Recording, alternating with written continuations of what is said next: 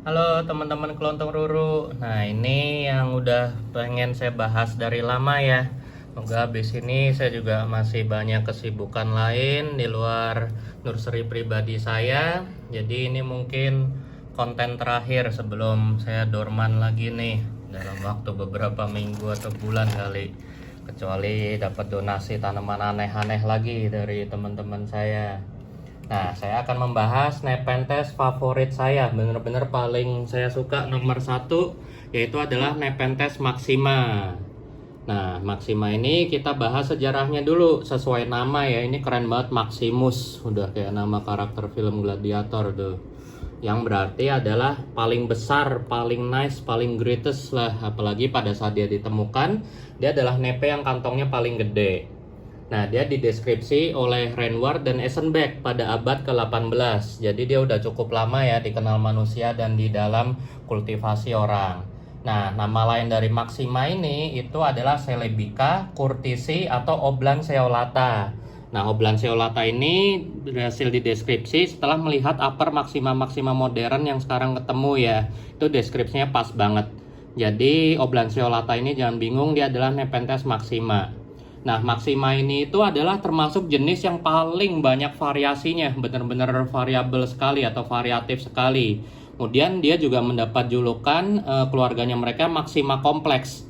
Jadi keluarga maxima kompleks ini sangat luas. Seperti kita tahu banyak karakter maxima yang terdapat juga di nepe lain, di kantong-kantongnya juga. Dan pada saat hibridisasi, maxima ini juga sesuai namanya the greatest, the maximus. Dia juga memberi daya tahan yang sangat bandel.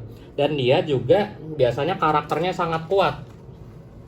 Seperti bisa kita lihat di sini, ini adalah Maxima Shibu truncata.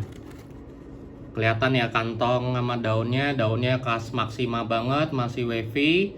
Kemudian juga bercaknya keluar ala Maxima, peristom ininya juga segala macam keluar.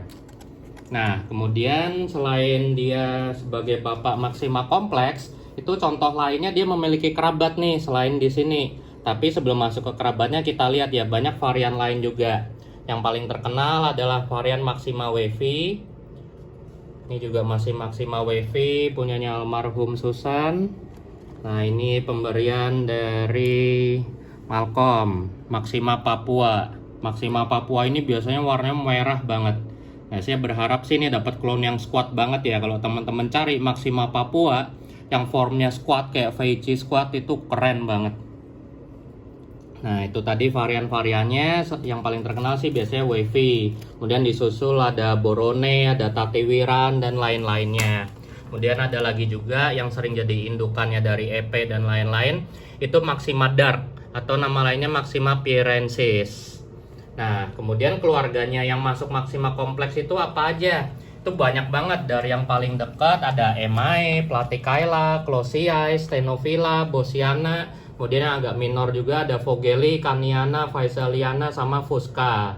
Kemudian juga menurut jurnal yang saya baca, dia memiliki kedekatan filogeni sama Clipeata. Jadi ada kemungkinan entah Maxima itu dari Clipeata atau Clipeatanya jadi Maxima dulu. Nah, itu menarik banget ya. Bentuknya bisa benar-benar variatif banget. Nah, ini kita kasih lihat yang lain. Kalau dari perbedaannya rata-rata dari Maxima kompleks ini pada saat upper. Nah, pas upper kan kelihatan ya emae bentuknya kayak jamban. Kemudian juga ada Closiae. Kalau Closiae ya jelas banget kantongnya dia bongkok. Kemudian juga dari habitatnya nih sama Platycaila. Nih Platycailanya EP. Ini Platycailanya BE. Dia senangnya hidup di batu. Nah, kalau Fusca juga sama. Dia juga masih punya kompleks ya. Ada Fusca, Faisal, dan lain-lainnya.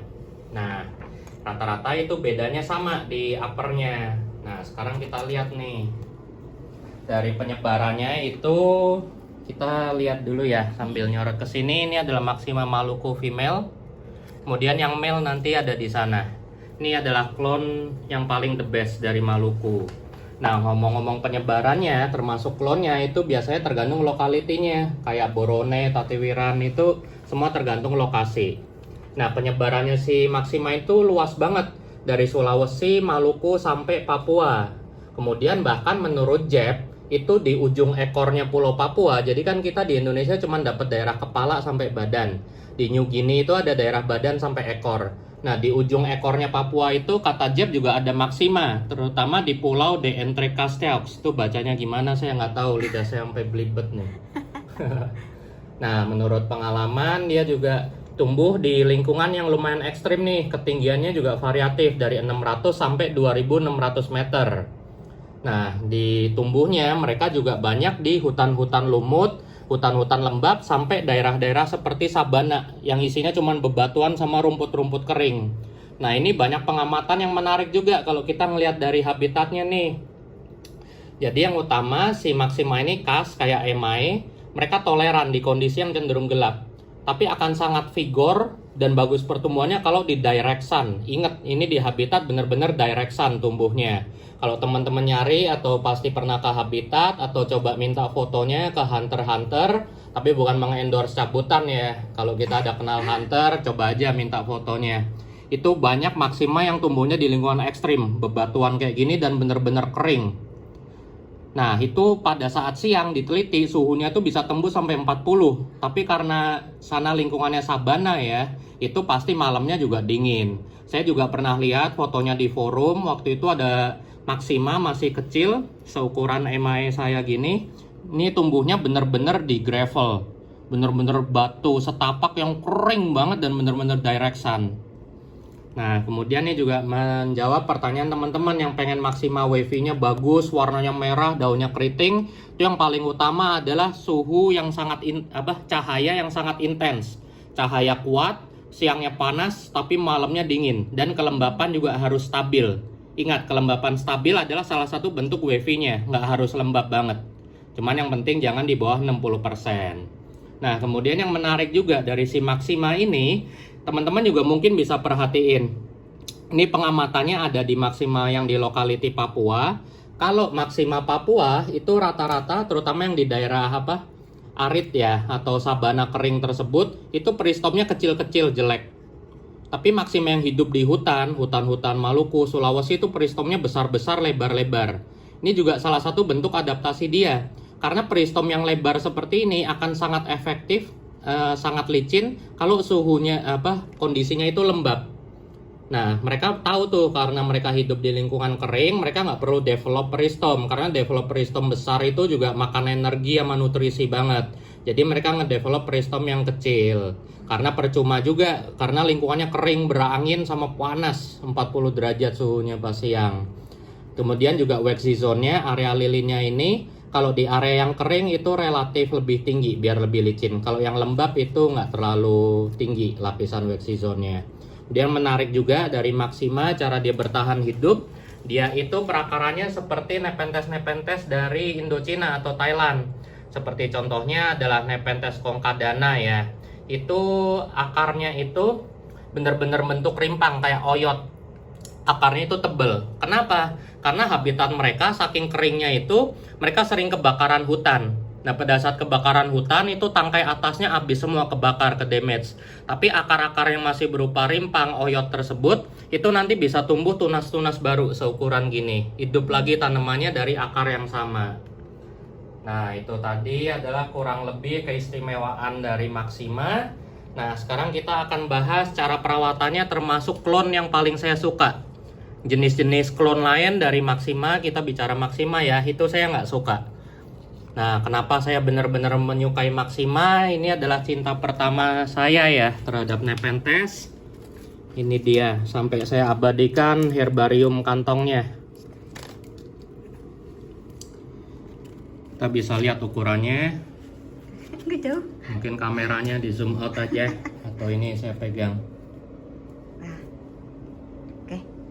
Kita bandingkan sama jengkal tangan saya. Ini adalah klon maksima dari Maluku yang sangat terkenal dan dimiliki oleh Om Yanto. Bahkan kalau teman-teman ngecek maksima Maluku Om Yanto, itu ada WordPress-nya oleh salah satu member KTKI dan diklaim sebagai maksima yang memiliki rekor ukuran terbesar di Indonesia. Karena saya sering main ke sana, saya sering lihat ukuran-ukuran kantongnya. Saya mungkin juga berani ngeklaim sih, mungkin juga dia termasuk rekor dunia juga. Ukurannya bisa sekitar 1,5 liter botol Aqua.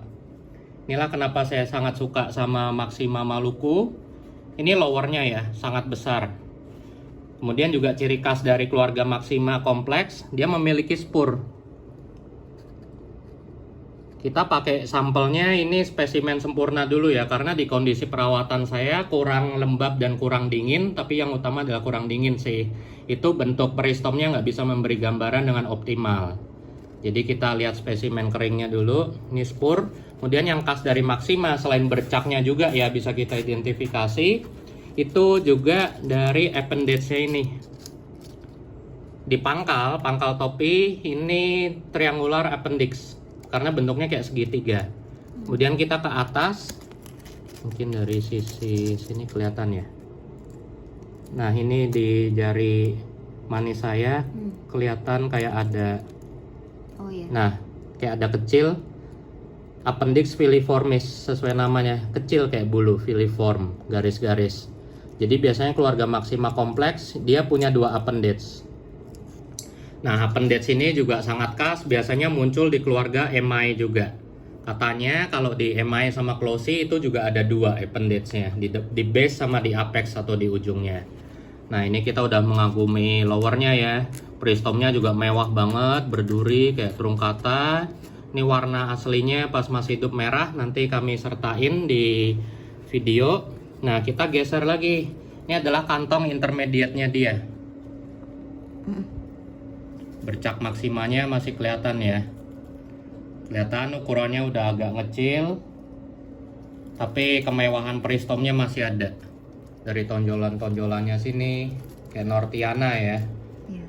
Nah, kemudian kita bandingin lagi sama uppernya.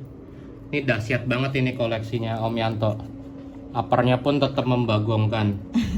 Dan pada saat upper kelihatan ya peristomnya masih mewah banget, punya tonjolan khas truncata atau veici ya di bagian titik temunya. Kemudian juga di sini kelihatan struktur kantongnya nepe kalau udah lama ya. Ini dalamnya kayak sabut kelapa. Kemudian dia juga ditutup lapisan wax kayak coating gini kayak kulit ari. Nah dari sini kita berangkat lihat klonnya nih sekaligus cara perawatannya. Kita buang dulu kantongnya. Buang gimana? Nggak dibuang sih. Nah ini adalah klon female. Jadi beruntung banget ya Om Yanto. Itu pas dia dapat dari Maxima Maluku yang giant tersebut, itu dapatnya sepasang jantan dan betina. Nah beberapa hybridnya itu juga udah menghasilkan keturunan, dan itu termasuk salah satu karya terakhirnya Mbah Jarwoto ya. Setelah dia pensiun kemudian pindah ke Jogja. Nah itu nanti pasti ada karya lain lagi sih dari guru saya itu Mbah Jarwoto. Nah karya terakhir dia itu kebanyakan hybrid dari Maxima ini tersebut. Maxima Maluku yang sangat giant ini dikawin silangkan dengan Bosiana sama satu lagi Alata.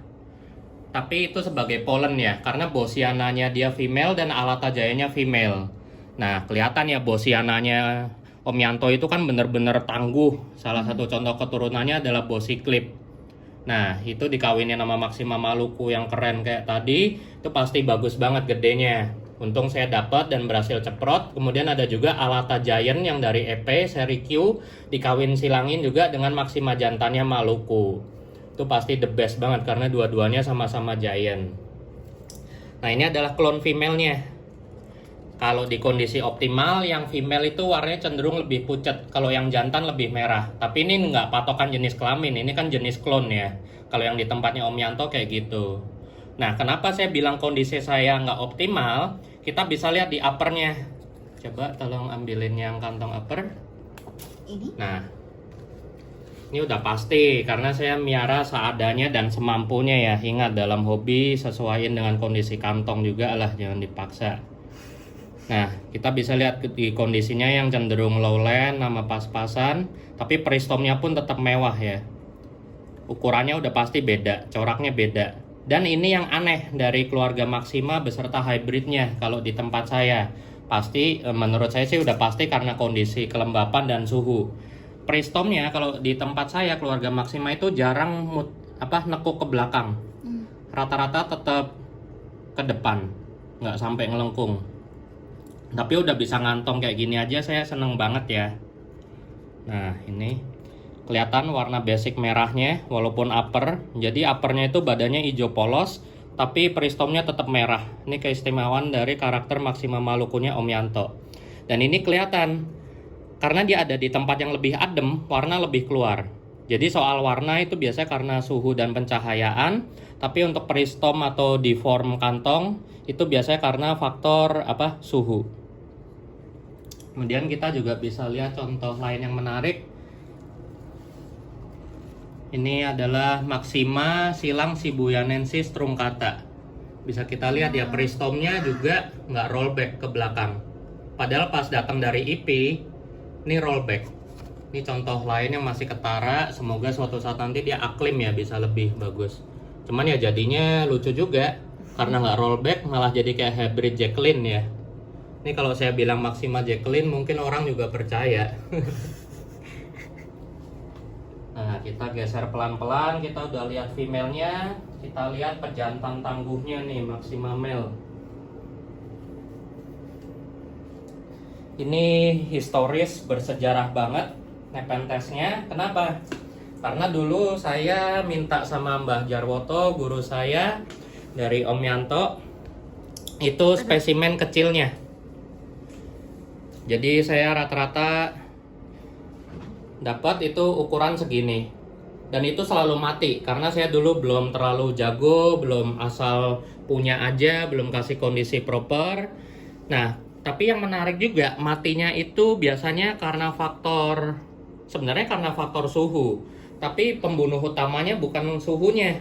Jadi ini seperti saya udah pernah bahas ya, itu tergantung kondisi pemeliharaan. Karena nepe itu juga makhluk hidup, di dalamnya juga bersimbiosis dan juga banyak mikroorganisme lain. Nah, mikroorganisme tersebut dalam jumlah yang besar dan kondisi yang tepat, itu bisa meledak jadi patogen yang merugikan. Nah, selama kondisinya nggak terlalu fluktuatif, naik turun, kemudian juga suhunya nggak panas, Phytophthora atau omisetnya itu nggak tumbuh. Nah, kenapa saya tahu itu gangguannya dari keluarga jamur omiset? Karena mereka itu pas saya lihat spesimen aslinya yang di tempat Om Yanto, itu di batangnya banyak tumbuh item-item, tapi nggak ganggu. Tapi begitu kalian bawa ke lowland atau yang kondisinya fluktuatif, itu bisa tiba-tiba busuk batang tengah terus mati. Nah, setelah saya telaah, saya udah pro sih, saya kira masalahnya itu. Nah, setelah beberapa kali gagal, Mbah Jarwoto mungkin kesel kali ya. Terus saya bilang, aduh Om, mati Om. Tiba-tiba teman saya kan ada yang kesana. Pas pulang saya dititipin setekan Maxima tapi yang udah gede banget. Ini masih kelihatan ya daun-daun lamanya. Jadi tingginya sekitaran udah semeter. Dulu sekitar seginian nih tingginya. Saya juga antara seneng nggak seneng ya. Seneng pasti karena dapat ganti yang gede banget. Tapi nggak senengnya saya waktu itu belum punya GH indoor kayak gini. Pusing banget ngerawatnya. Untung masih musim hujan. Dan pas musim hujan tersebut saya perhatiin tumbuhnya juga bagus sesuai karakter Maxima yang terkenal, yaitu adaptif. Nah, ini di sini kita bisa lihat karakternya ya. Jadi Maxima itu batangnya keras. Kemudian di kondisi habitat alam aslinya, jarak antar nodulnya itu pada saat udah upper itu bisa nyampe 35 cm, bisa seginian. Panjang banget jarak antar nodulnya. Kemudian yang saya suka dari keluarga Maxima itu daunnya juga berkarakter. Berkarakternya itu gimana? Dia agak peltat ya. Agak peltat seperti kayak keluarga Raja sama Adriani. Nah, ngomong-ngomong Maxima kompleks, kalau menurut saya pribadi juga keluarga Spatulata kompleks itu kayaknya masih ada darahnya, masih ada hubungannya sama Maxima. Kalau kita perhatiin banyak kemiripan ya dari segi peristom, kemudian dari segi appendage sama spurnya, sama karakter daunnya juga. Nah, ini yang tadi sempat saya bahas nih. Kalau di kondisi saya yang kurang optimal untuk keluarga Maxima, tapi malah jadi cantik ya. Ini peristomnya bener-bener nggak rollback. Stripnya juga tetap keluar. Lucu. Dan juga yang menarik, bisa kelihatan Maxima Maluku itu karakternya kuat banget di nektarnya. Ini kalau saya pegang lengket. Di yang ini juga sama tuh kayak gelandu ya. Titik-titik nektar glandnya banyak. Ini di kondisinya Om Yanto yang bener-bener kayak habitatnya. Ini makanan utamanya adalah semut. Semut seneng banget naik ke sini. Terus kantongnya itu makanin banyak bangkai semut hitam. Nah ini kalau saya bilang hybrid Jacqueline juga orang kayak percaya. Lucu banget ya. Nah cuman ini sebenarnya kantong deform ya, spurnya kita bisa lihat, tapi appendage-nya nggak bagus kelihatannya di sini. Kita juga bisa lihat sebenarnya kalau di kondisi yang optimal kayak tempat Om Yanto itu banyak basal, dan Maxima ini kuat untuk mensustain banyak basal atau growth point tersebut. Jadi selain tumbuh basal, dia juga bisa pecah nodul. Kemudian juga karakter lain, ini kelihatan ya di sini. Coba kamera agak menjauh. Dia senang banget cahaya.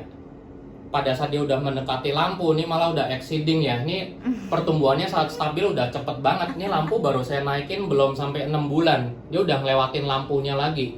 Bahkan udah ngeluarin 3 daun baru. Dan dia mau ngantong pada saat udah deket sama lampu.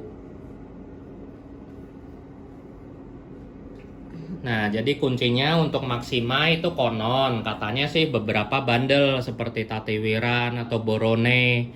Nah, mungkin berdasarkan pengamatan Stuart McPherson tersebut, kan katanya kalau yang peristomnya tipis-tipis itu di daerahnya kering dan berangin. Mungkin teman-teman yang pengen nyoba Maxima bisa mulai dari klon Maxima atau tergantung lokality ya, yang peristomnya tipis-tipis. Jangan yang tebel banget kayak gini. Nah, itu kayaknya menurut asumsi saya lebih bandel di cuaca kering dan berangin. Tapi tentunya perhatiin suhu.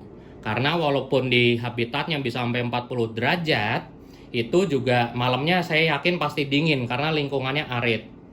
Kemudian juga karena kondisinya yang rata-rata kayak gitu, sebenarnya Maxima nggak butuh kelembapan terlalu tinggi. Tapi kita main wajar aja 60% atau kalau bisa stabil, nggak naik nggak turun. Cuman yang penting suhunya jangan pernah lebih dari 34. Karena dari pengalaman saya miara klon lain kayak Tatiwiran, Borone, pas musim kemarau di Jakarta outdoor itu juga biasanya jelek. Jarang yang bisa miara keluarga Maxima pada saat kemarau dengan bagus. Jadi kuncinya adalah kestabilan dari suhu, kemudian juga kelembapan yang lumayan tinggi untuk mengkompensasi suhu tersebut, dan cahaya yang sangat kuat. Nah, pusing kan, cahaya yang sangat kuat itu kan identik dengan suhu panas biasanya. Nah, silakan teman-teman utak-utik sendiri. Kalau saya ngakalinya dengan miara GH indoor kayak gini. Mau bentuknya nggak optimal pun, tapi dengan ngantong gini saya udah seneng banget. Apalagi ini historical banget ya. Setelah beberapa kali gagal, saya masih dikasih kesempatan dan langsung dikasih yang gede banget kayak gini. Dan karena genetiknya bagus, mungkin kita bisa bikin F2-nya atau bahkan mungkin nanti dibikin hybridnya yang oke. Karena bakat kantongnya yang gigantik banget. Nah, sekian teman-teman. Oh ya, sebagai tambahan juga untuk Maxima Wavy, itu ingat ya, yang paling penting adalah suhu cukup dingin, kemudian kelembapannya stabil, nggak naik nggak turun, kemudian cahayanya sangat kuat. Itu biasanya karakter daun wavy-nya akan tetap keluar. Dan untuk Maxima yang daunnya merah, bener-bener merah banget, itu udah pasti karena suhu, kemudian juga bukan suhu, pencahayaan yang sangat kuat. Jadi suhunya dingin banget, pencahayaannya kuat banget, dan medianya bener-bener sangat rendah nutrisi. Seperti teman-teman yang hobi tanaman hutan kayak Hoya, anggrek itu kan biasanya daunnya bisa merah banget. Itu karena unsur N-nya udah habis. Jadi kita bisa saranin pakai media bebatuan ya, karena biasanya bebatuan itu rendah unsur N atau nitrogen. Terus kita siksa, tapi malamnya kita bahagiain, kita dinginin banget. Itulah biasanya kunci dari pemeliharaan Nepenthes maxima. Oke, sekian teman-teman yang mau nyoba, selamat mencoba ya untuk keluarga Maxima. Tapi sebenarnya ini juga bukan coba-coba sih. Nah, ini lucu juga nih deformnya. Ini kelihatan, ini sebenarnya adalah tonjolan kayak Norti, kayak di kantong lower sama uppernya tadi keluar kan. Tapi karena kondisinya nggak optimal, dia cuma jadi kayak gini. Nah, sekian basic care-nya untuk Nepenthes maxima. Udah banyak beredar, tapi kuncinya kurang lebih kayak gitulah. Oke, sekian teman-teman, thank you.